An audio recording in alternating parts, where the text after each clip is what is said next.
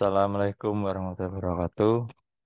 Selamat pagi, salam sejahtera untuk kita semua. Alhamdulillahirabbil alamin. Allahumma sholli ala sayyidina Muhammad wa ala ali sayyidina Muhammad. Pagi ini pembahasan kita sampai pada bab rekursi dan relasi recurrence. Eh, Mengingat untuk sebagian orang bab ini itu dianggap agak kompleks, maka kita nanti akan bahas sedikit demi sedikit supaya pemahaman mengenai bab ini itu bisa dimengerti dengan baik. Oke, nanti mungkin video ini nggak akan terlalu panjang dan apa yang belum jelas mungkin bisa ditulis di kolom komentar supaya kita bisa diskusikan bersama. Ya, rekursi dan relasi recurrence adalah salah satu bab pada mata kuliah matematika diskrit ya. Diskrit itu biasanya lawannya analog gitu. Kalau dalam sinyal itu, misal diskrit, kita ibaratkan kita itu membuat sebuah analog dulu ya. Kita membuat sebuah garis yang melengkung dari titik awal sampai titik akhir itu tidak berhenti. Atau ya garis lah, tidak harus melengkung ya. Kurva ya, kurva. Misalnya seperti ini. Nah, ini itu adalah analog ya. Analog. Atau continue. Dia continue. Ya. Kalau discrete itu dari titik ini ke titik ini ya itu ada berhentinya. Misalnya seperti ini. Nah, ini saya berhenti, saya teruskan lagi, kemudian saya angkat atau saya angkat penulisnya, kemudian saya teruskan lagi di sini. Nah, ini yang bawah ini adalah sinyal diskrit. Ya. Jadi kalau digambarkan kurva itu perbedaannya seperti itu. Yang atas ini adalah kurva continue, yang bawahnya adalah kurva diskrit. Oke, itu saja. Kita langsung kembali ke sini ya. Nah, berikutnya kita akan lihat definisinya. Rekursi ya. Re itu berarti kan mengembalikan. Sebuah objek dikatakan rekursif kalau objeknya rekursif jika ia didefinisikan dalam terminologi dirinya sendiri. Artinya kalau fungsi itu di dalam fungsi itu ada dia sendiri gitu ya. Di dalam fungsi itu ada dia sendiri. Ya. Dan itu berulang-ulang karena re itu kan dikembalikan. Ya. Proses mendefinisikan objek dalam terminologi dirinya sendiri disebut rekursi. Jadi rekursif itu objeknya atau di sini bisa fungsi bentuknya ya.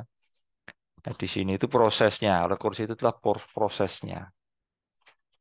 Nah, kita bisa perhatikan tiga buah gambar pada tiga slide berikut ini.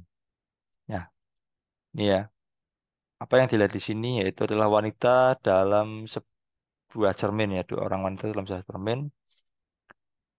Di dalam cermin itu ada dua wanita ini lagi. Dan di dalam cermin di sananya lagi, pantulan di sana, yang sebelah sana ada wanita, ada dua wanita ini lagi. Dan di sananya lagi ada lagi, pantulannya di sana lagi ada lagi, terus sampai ujung yang nanti tertentu atau tidak berhingga. Yang pada intinya fungsi itu akan diulang-ulang terus. Nah, kalau perhitungan itu akan diiterasi ya. Kalau dalam komputer itu akan diiterasi ya. Sampai nanti menemukan titik tertentu yang itu berhenti. Itu kalau konvergen ya. Tapi ya kalau konvergen. Kalau divergen artinya iterasi itu nggak akan ketemu. Karena ada beberapa kasus ketika kita dijalankan iterasinya itu nggak ketemu ya atau divergen gitu. Nanti di mata kuliah metode numerik akan ketemu hal-hal seperti itu. Nah, berikutnya ini ada orang ya, ada pegang seperti layar TV ya. Di dalamnya ada dianya sendiri, terus di pantulannya ada sendiri-sendiri, terus dan terus sampai tadi sama ya bisa konvergen atau berhenti di titik tertentu atau bisa divergen ya, tak berhingga. Ini juga lukisan Mona Lisa yang memegang dirinya sendiri ya. Di dalam dirinya sendiri ada dirinya sendiri, di dalam dirinya sendiri ada dirinya sendiri. Jadi Re itu kembali melihat ke dirinya sendiri. Jadi itu logikanya seperti itu. Nah, bagaimana ini diterapkan dalam hal matematik? Kita akan mungkin sedikit lihat agak. Nah, kalau dalam alam ya, itu kita bisa melihat ini daun ya. Daun itu ketika kita perbesarnya, ya. Nah, ternyata dalam daun yang kecil-kecil ini terdapat daun juga, tapi lebih kecil lagi. Ya, jadi daun tadi yang ini kan daun ya. Kita anggap ini selembar daun, tapi di dalam selembar daun itu ada lagi daun-daun yang kecil. Ya, nah ini, jadi yang membentuk daun itu juga daun gitu ya. Itu yang sebelah kiri. Yang sebelah kanan itu segitiga besar, yang terbentuk dari segitiga kecil. Nah, ini segitiga kecil ini pembentuknya. Ya, kita bisa lihat ya. Ini segitiga besar, di dalamnya ada segitiga yang lebih kecil. Ya, tapi pada dasarnya sama-sama segitiga gitu ya. Jadi di dalam segitiga ada segitiga lagi, seterusnya. Berikutnya ini ya, seperti tadi daun, di dalam daun ada daun lagi, yang bentuknya itu ya hampir sama. Ini kalau dalam darat, eh, nah ini ya,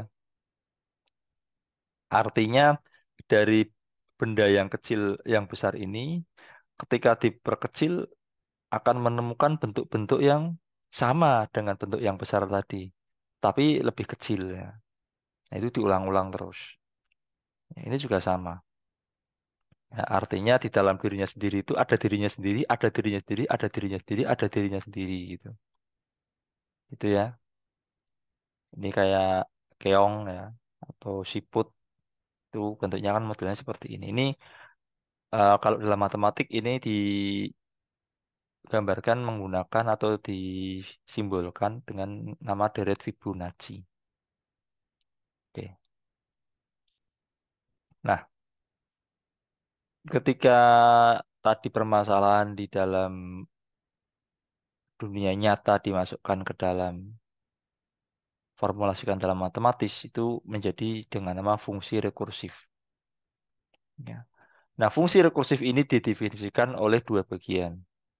Yang pertama adalah basis, ya. Basis itu basic atau dasar ya. Di sini tuh disebut bagian yang berisi nilai fungsi yang terdefinisi secara eksplisit. Terdefinisi secara eksplisit itu kelihatan gitu, langsung terlihat. Bagian ini juga sekaligus menggantikan rekursif ya. Jadi ini tuh yang akhir gitu ya. Dalam artian ini dirinya sendiri yang terakhir ya. Ketika diulang-ulang tadi dia kembali ke dirinya sendiri yang terakhir. Dan akan memberikan sebuah nilai yang terdefinisi pada fungsi rekursif. Jadi nilai yang nanti akan dicari. Ya. Jadi setelah nanti perhitungannya itu sampai ke basic atau ke dasar, nilai itulah yang akan digunakan. Kemudian recurrence itu apa? Recurrence ini, jadi rekursif tadi ada basis ada rekuren ya. Nah, ada yang recurrence itu bagian ini mendefinisikan fungsi dalam terminologi dirinya sendiri. Ya, ini mendefinisikan fungsi ya. Kata kuncinya di sini adalah fungsi dalam terminologi dirinya sendiri. Yang berisi kaidah untuk menemukan nilai fungsi pada suatu input dari nilai-nilai lainnya pada input yang lebih kecil ya, tadi itu. Ya, fungsinya sama, ya, tapi inputannya itu lebih kecil. Ya, seperti ini kan ya. Dari besar, lama-lama semakin kecil. Tapi bentuknya sama. Ya, artinya fungsinya sama. Hanya nilainya semakin kecil. Ya. Nah, misalkan didefinisikan ya, F didefinisikan secara rekursif sebagai berikut ya. Jadi bentuk umumnya itu seperti ini ya. Ada fungsi N, kemudian kurung kurawal besar, Yang atas itu biasanya basic atau basis, yang bawah ini adalah recurrence. Jadi fungsinya di bawah ini ya. Jadi fungsi ini itu memiliki basis dan fungsi recurrence. Nah, nah, misalkan Fn sama dengan ya ketika 3 ya, ketika n sama dengan 0 itu nilainya 3 ya. Jadi artinya ketika ini 0 ya, itu nilainya 3. Misalkan F0 itu sama dengan 3, maksudnya seperti itu. Nah, kalau n-nya itu lebih dari 0, berarti 1, 2, 3, 4, 5, 6, dan seterusnya, itu akan dimasukkan ke dalam fungsi ini. Ya, akan dipakai di fungsi ini. Kalau nilainya di atas 0. Nah, kita bisa lihat. Tentukan nilai F4. 4 itu kan di atas 0 ya. 4 itu kan di atas 0. Nah, kita masukkan ke sini. F4 sama dengan 2. Ini kan kita lihat fungsinya yang rekurnya kan 2F n-1 tambah 4. Berarti maksudnya di sini ketika 4 ini dimasukkan ke sini menjadi 2F 3. 3 didapat dari mana? Dari n-1 ya. Jadi n-nya kan jadi 4 ya. Ini akan 4 nih. N-nya ini kan 4. 4 kurang 1 kan 3 berarti 2F 3 tambah 4. Nah, di sini belum bisa ditemukan jawabannya karena masih ada fungsi di sini. Nah, masih ada fungsi. Fungsinya harus dijabarkan lagi. Jabarkan dengan dirinya sendiri lagi. Ya, dengan fungsi yang sama dengan ini. Ya, nah, kan ini berhentinya di nol. Ya, kan ini masih 3, berarti belum berhenti. Setelah 3 itu berarti 2 kan, menurun kan. Untuk 3 untuk sampai ke nol itu harus melewati 2 dulu. Jadi ini dijalankan lagi fungsinya. Recurrence-nya dijalankan lagi dengan rumus yang sama ya. 2 dalam kurung 2F 2 tambah 4. Ya, jadi fungsinya ini ya, fungsi ini masuk ke sini, ke dalam sini. Ya kan? Kan ini F3. Lah F3 itu kan apa? Ya berarti 2F dalam kurung 3 min 1 tambah 4. Nah, 3 min 1 itu kan 2. Nah, gitu ya. 3 min 1 itu. Apakah berhenti sampai sini? Belum. Karena F-nya belum bisa dijabarkan. Nah, setelah angka 2 apa? Angka 1. Ya. Karena ini kan 2 ini nanti di min 1 ya. Berarti 2 kali 2. Atau bacanya gimana ya? 2 dalam kurung 2 dalam kurung 2F 1. 1 itu hasil dari 2 min 1 di sini ya. Tambah 4 tambah 4 tambah 4. Oke. Nah, apakah ini berhenti? Belum, karena ini belum nol. Nah, ketika yang terakhir ini 2 dalam kurung 2 dalam kurung 2 dalam kurung 2 F 0 tambah 4 tambah 4 tambah 4 tambah 4. F0-nya kan ini sudah ditulis di sini bahwa kalau ininya 0, ya N-nya ini 0 berarti 3 dia nilainya. Nah, di sini berhenti. Nah, sini bisa mulai dihitung ya. 2 dalam kurung 2 dalam kurung 2 dalam kurung 2 kali 3 tambah 4 tambah 4 tambah 4 tambah 4. Kita cara ngitungnya bagaimana? Kita hitung yang tengah dulu. Nah, 2 kali 3 tambah 4 ya. Itu kan ya. Ini ya, yang ini ya. 2 kali 3 tambah 4. Berarti ini ya, 10. Ya, dia 10. 2 kali 3 6. 6 tambah 4 itu 10. Nah, 10 kemudian apa namanya?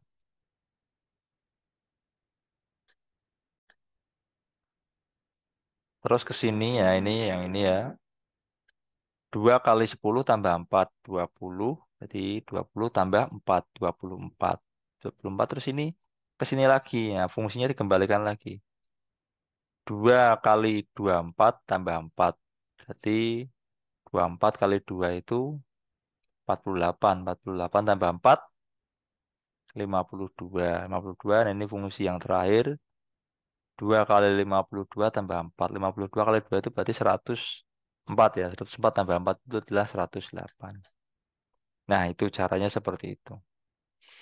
Kemudian kalau ini bingung kita bisa balik ya. Kalau tadi kan menurun kita menaik coba pakai cara. Nah, ini caranya menghitungnya menaik. Jadi kita nol dulu dari nol. Nah, ini mungkin lebih mudah dipahami ya, nol. Ya, F0 itu sama dengan apa tadi? 3 ya kan?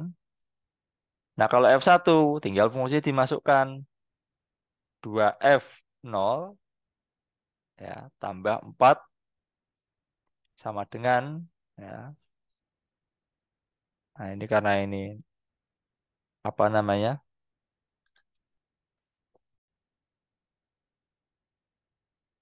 F1 sama dengan 2F0. F0 itu dari mana ya? Ini kan rumusnya kan ini. 2Fn minus 1. Ya, berarti kalau ini N-nya 1, berarti 1 kurangi 1, 0 ya kan? Berarti jadi 2F0 tambah 4. 2 kali 3. F0-nya itu kan 3. Nah, ya kan? 2 kali F0 berarti 2 kali 3 tambah 4 sama dengan 10. Oke, kita lanjutkan. F2, ya kan? F2. 2F1, ya. 1 didapat dari mana? 2 kurangi 1 sesuai fungsi ini. Nah, itu kemudian tambah 4 sama dengan 2 kali 10 tambah 4. Ya, 10 itu dari mana? Nah, dari sini. Ini ya kan. Nah, karena F1-nya kan 10. Ini itu kan ini 2 kali 10 tambah 4 sama dengan 24. Kita lanjutkan lagi karena kan tadi soalnya itu tentukan nilai 4 ya. F3 sama dengan 2F2 didapat dari mana? 2 ini 3 kurangi 1 ya kan? Kembali ke sini kan. Kemudian setelah itu tambah 4. 2 kali 24 dari mana? Dari sini, ya kan? F2 itu kan 24 hasilnya. Nah, ya kan? Ini kan. F2 itu kan 24. Kita masukkan ke sini. Tambah 4, 52. Nah, kata yang terakhir itu F4. Yang ditanyakan kan ini ya. Itu 2F3 tambah 4 sama dengan 2 kali 52. 50, F3 ini kan bernilai 52 ya ini ya. Ini kan F3. Itu kan hasilnya 52. 52 dimasukkan ke sini. Jadilah 2 kali 52 tambah 4. Hasilnya 108. Oh ini kok jadi F3. Ah, ini salah ini ya. Kita edit dulu ya. Ada yang salah ternyata di sini. Ini harusnya F4. Nah, mohon maaf ya. Jadi F4 itu sama dengan 108.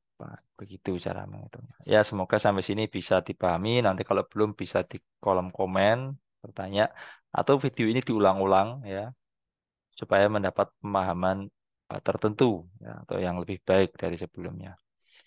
Sekarang ada lagi yang kita sebut dengan faktorial. Nah, ini faktorial itu kalau dalam dunia kehidupan sehari-hari, di dunia nyata ya, itu maksudnya eh, kita disuruh membuat semacam kombinasi ya, dari misalkan seperti ini ya, ada bentuk-bentuk seperti ini. eh ada bentuk lingkaran. Berapa kali kita dapat melakukan kombinasi dari bentuk ini? Berarti hanya satu kali ya, hanya satu kali. Soalnya apa? Bentuknya hanya satu gitu. Nah, itu disimbolkan dengan satu tanda seru gini. Nah, berapa satu faktorial? Itu sama dengan satu. Karena ini hanya satu gitu ya. Ini hanya satu. Nah, kemudian kalau misalkan gambarnya ada dua ya. Ada bulat, ya ini nggak bulat banget ya. Ada segitiga, segitiganya warna lain saja. Nah, kita dapat mengatur posisi ini itu dalam berapa kali ya. Nah, kita lihat pakai faktorial. 2 faktorial. 2 faktorial itu berapa? Ya, 2 kali 1 sama dengan 2. Ya kan? Oke, berarti ada 2 kali cara untuk menaruh posisi ini ya. Kita buktikan ya. Ini kan ini yang awal, ini 1 kali ya. Nah, kita buktikan. Berarti apa? Segitiganya bisa ditaruh sini. Ya, gantian segitiganya sebelah kiri, kemudian lingkaran sebelah kanan. Nah, kalau 3 bagaimana? Kalau 3 kita bisa melihat, kita tambah besarkan di sini gambar eh, bujur sangkar ya. Ini kok bujur sangkarnya warnanya belum berubah. Nah, bujur sangkar, oke ya. Yang ini kita hapus dulu. Nah, kalau 3 bagaimana ya? Berarti ya kita tinggal lihat aja berapa kali kombinasi yang bisa digunakan dengan 3 tempat apa 3 buah bilang 3 buah bentuk bidang datar ini ya. Kita bisa buktikan, kita coba ngitung dulu ya. Nanti coba terus bisa setelah itu bisa kita buktikan ya. Apakah benar ya. Ini kalau 3 kan berarti kan ini ya. Ini 3 faktorial. Berarti berapa itu 3 faktorial itu? Ini dulu pernah diajarkan kan ya. 3 kali 2 kali 1. Berarti berapa? 3 kali 2 itu 6. 6 kali 1 6 ya kan? Berarti 6 kali kombinasi seperti ini. Coba kita lihat. Ini lingkaran segitiga persegi ya. Kemudian ini di sini gantian ya. Lingkaran segitiga. Maaf ya. Persegi dulu ya. Persegi dulu ya.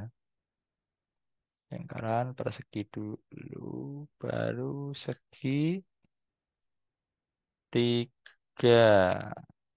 Segitiga 2. Kurang berapa lagi? Kurang 2 lagi. 4 lagi. Kita buktikan.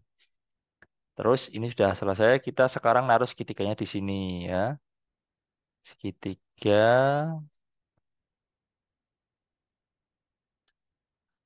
lingkaran. Terus persegi ya. Kemudian gimana lagi? Ada lagi ya sampai 6 ini harusnya. Segitiga persegi lingkaran. Lingkarannya kok tambah gepeng. Nah, terus ada lagi kurang 2 ya. Kurang 2. Sekarang yang persegi segitiga lingkaran. Terus satu lagi persegi lingkaran segi tiga. Udah ya selesai ya. Ada kombinasi lain?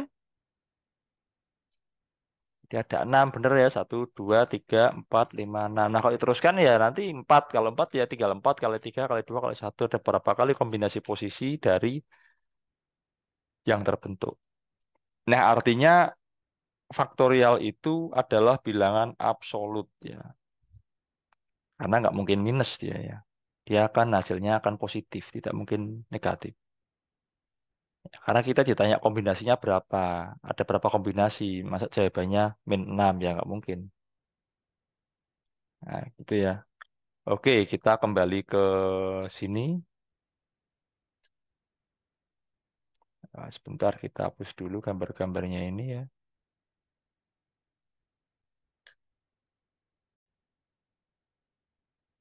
Nah, kita bisa lihat di sini ada formulasinya dari faktorial. Ya, maksudnya faktorial itu diulang-ulang. Ini tanda penungnya ini diulang-ulang. Ya, fungsinya ini ya, fungsi tanda serunya ini atau tanda pentung ini diulang-ulang.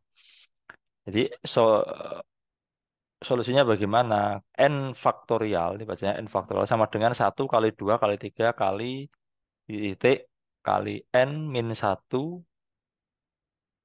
kali N.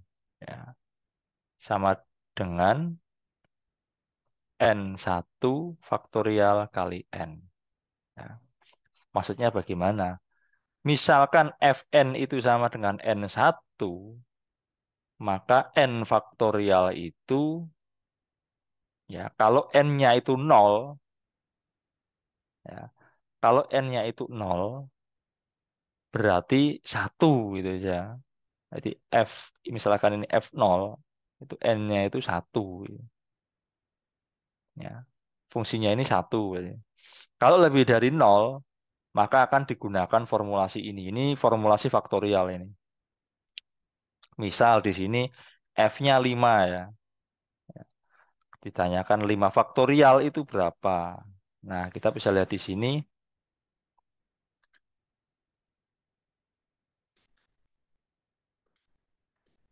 Oh, ini screen-nya kok nggak jalan ya. Ya, misalkan F-nya N-nya ini 5, 5 faktorial. Berarti 5 dikali 5 kurangi 1 faktorial. Berarti 5 kali 4 faktorial. Ya, ini kan 5 kali 4 faktorial. Nah, 4 faktorial itu apa lagi? 4 faktorial itu juga nanti sama. Kan diturunkan lagi ya. Menurun ya. Jadi nilainya 4 kali 4 kurangi 1 faktorial. Berarti 4 kali 3 faktorial. Nah, di sini kan. Jadi 5 kali 4 kali 3 faktorial. 3 faktorial itu apa? 3 faktorial itu sama. 3 kali 3 kurangi 1 faktorial. Nah, di sini 3 kurangi 1 berarti kan 2. Maka 3 kali 2 faktorial. Nih sini.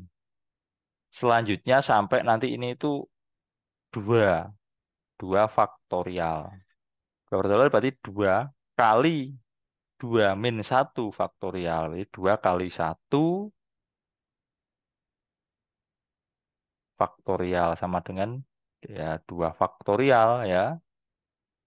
Yang netral adalah 1 faktorial. 1 kali 1 kurangi 1 berarti ya, 1 kali 1 kurangi 1 berarti apa? 0 ya. 0 faktorial itu 1 ya. Jadi 5 kali 4 kali 3 kali 2 kali 1 berarti 120. Jadi seperti itu cara menghitungnya. Oke teman-teman, mungkin di sini kita sudah belajar mengenai rekursi dan rekuren. Semoga sampai sini bisa dipahami dengan baik. Nanti yang belum paham bisa disampaikan di kolom komentar akan kita bahas bersama, terutama dalam hal penyajian presentasi ini. Terima kasih sekali lagi. Selamat pagi. Salam sejahtera untuk kita semua. Wassalamualaikum warahmatullahi wabarakatuh.